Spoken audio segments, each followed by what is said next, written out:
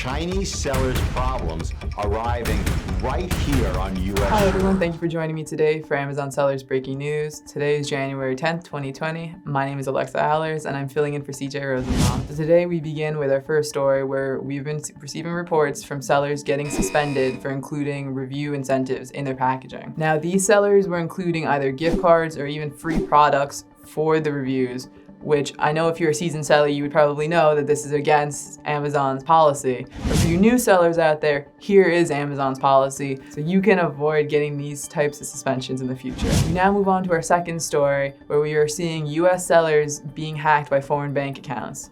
Now, these sellers aren't the type that use the same password for everything. They even made sure to have two-step verification on their accounts and still had huge sums of money being transferred out of their account into European bank accounts that they didn't own.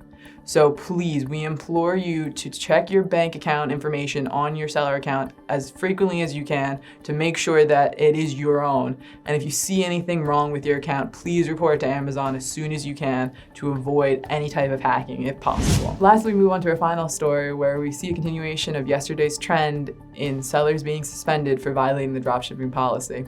Now, the main reason why these sellers were suspended was due to the fact that the customers complained they were receiving non-Amazon packaging. So if you source your products from, let's say, Walmart or Home Depot, you need to make sure you get the packages sent to you first and then send them to the customers yourself, because if you don't, you may end up violating this policy yourself. And so with that, that is the breaking news. Thank you very much for joining us today. If you like this video, please leave a thumbs up, subscribe, or ring the bell for notifications. We really appreciate you coming in today, and we hope to see you again tomorrow.